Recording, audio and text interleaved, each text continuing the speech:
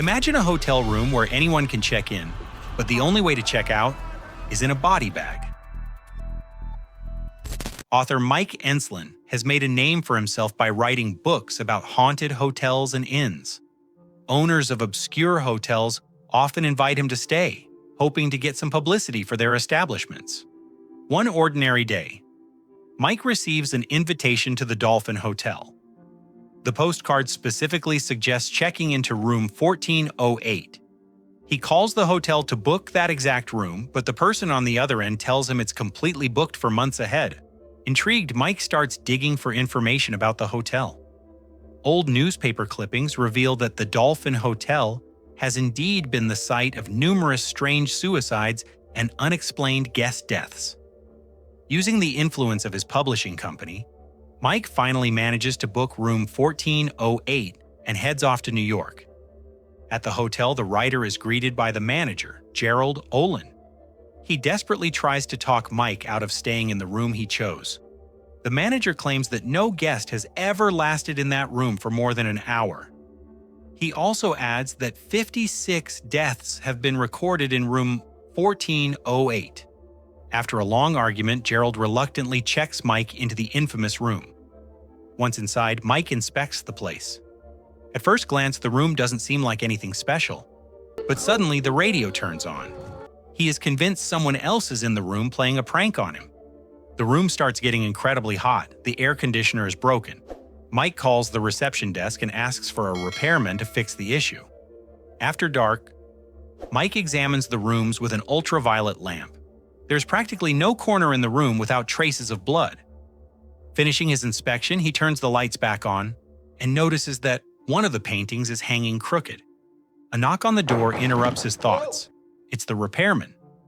Mike invites the man inside to deal with the thermostat, but he flat out refuses to cross the threshold. Standing in the hallway, he gives Mike instructions on how to fix the broken AC. As soon as the thermostat is working again, the repairman quickly leaves. The music on the radio turns on again. This time, a countdown timer appears on the clock face starting at 60 minutes. Right after that, Mike hears a ringing in his ears. Trying to find the source of the sound, he leans out of the open window. The window sash suddenly slams down, trapping his hand. Afterward, the writer heads to the bathroom to wash his bleeding wound, but boiling water gushes from the faucet, and the music from the radio starts playing yet again. Furious, the man unplugs the device from the wall, but the timer on the display keeps counting down. The phone rings. A female voice on the line informs him that his dinner is delayed. He insists he didn't order anything and demands they call him a taxi so he can leave the hotel. However, the voice just keeps talking, completely ignoring the guest's words. Mike is starting to panic. He is ready to leave the hotel immediately. Grabbing his things, he heads for the exit, but the door won't open. The man tries to pick the lock with whatever he can find, but all his attempts fail. Rushing to the window, he calls out for help to someone in the building across the street. But the man in the opposite window mirrors Mike's every move, as if he is standing in front of a mirror. In the window's reflection, Mike sees an unknown man trying to strike him with a hammer. Dodging the blow, the writer falls to the floor, and when he opens his eyes, the room is empty. Trying to attract attention, Mike throws a lamp out the window, but before it even hits the ground, it simply vanishes into thin air. Then a child's voice begins to echo throughout the rooms. Mike is deeply terrified. He turns on his voice recorder and tries to fight off the panic. The writer concludes that he is experiencing alcohol-induced hallucinations. He is convinced that the manager who gave him a bottle of whiskey at check-in intentionally spiked it with a psychotropic drug. At that moment, the TV screen starts broadcasting footage from Mike's personal family archive. He sees his wife and daughter. His attention is drawn away from the screen by the ghosts of everyone who has ever died in this room. He witnesses exactly how their deaths happened. A deafening child's cry fills the room. Covering his ears, Mike drops to the floor. When the noise finally stops, he notices a cold light coming from the bathroom. Walking in, he sees his father in a hospital ward. Suddenly, the vision disappears. Mike returns to the main room, trying to figure out how long he has been trapped there. His mind is clouded. A strange sound snaps him out of his thoughts. One of the walls has cracked and started bleeding. After studying the floor plan, Mike decides to climb out the window and use the ledge to reach the room next door. Walking along the narrow ledge, he never finds the neighboring window. He is forced to turn back. But the ghost of a woman suddenly appears from his own window. Startled, Mike falls backwards, barely managing to grab the ledge with his hands. With great effort, he finally climbs back inside room 1408. A vision in the next room then transports Mike to the hospital where his daughter is lying. Suddenly, the lights go out. In the pitch blackness, the man hears his daughter calling for him. The lights flick back on, and all the sounds and visions instantly stop. Mike finds his laptop among his things. He video calls his ex-wife and begs her for help. Right then, the fire alarm goes off. The overhead sprinklers turn on, completely destroying the computer. Searching for an escape route, Mike climbs into the air vent. As he crawls through it, instead of seeing into other hotel rooms, he sees scenes from his own past. Suddenly, a cobweb-covered corpse appears right in front of him. It comes to life and starts chasing him. Running for his life, the writer scrambles back into his room. Overcome by sudden thirst, Mike opens the mini-fridge. Inside, he sees the manager's office. Gerald starts talking to him, and Mike lashes out at him with accusations. But in reality, Mike is just standing alone in front of an open fridge.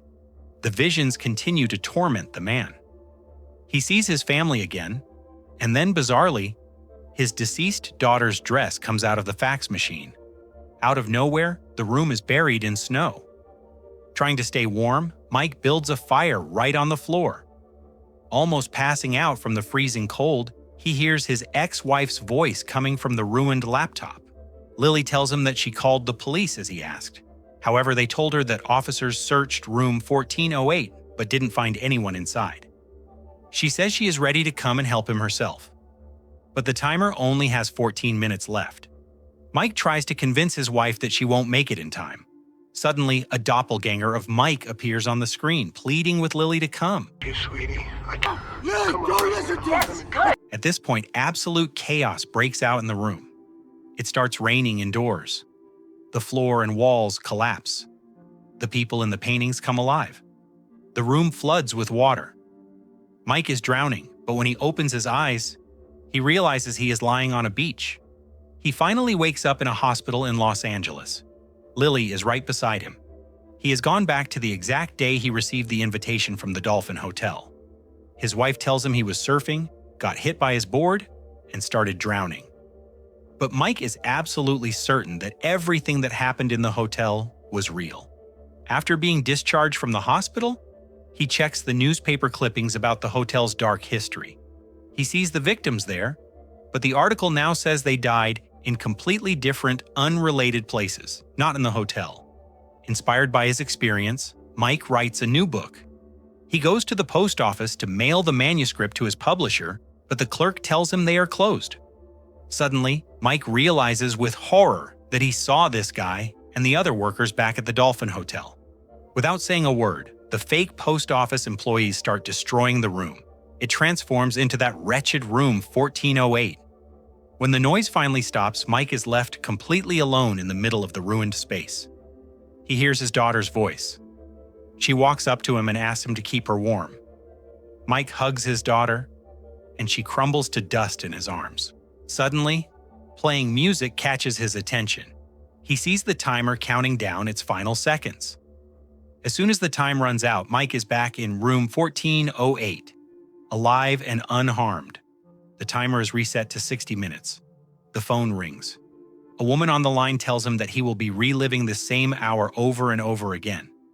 Then, drained of all feeling and emotion, the man watches another set of hallucinations urging him to end his own life. The voice on the phone tells him that all his friends and family are already dead. Making one last attempt to escape, Mike sets the room on fire. He then sits back calmly, waiting to see what happens next. The entire hotel begins to evacuate. Lily arrives at the hotel and begs the police to check room 1408. She is sure her husband is trapped inside. At that exact moment, a massive explosion rings out. Mike dies in the fire. After his funeral, Gerald, the hotel manager, approaches Lily. He wants to give her a box containing what's left of Mike's personal belongings, but Lily refuses to take it, getting into his car. Gerald opens the box and pulls out the voice recorder. Turning it on, he hears everything Mike went through. At that moment, the disfigured face of a monster appears in his rearview mirror. But when Gerald turns around, there is no one there. In the final shot, we see Mike's ghost in the burned-out remains of room 1408. His daughter calls out to him, and he happily walks toward her voice. And that is how the movie ends.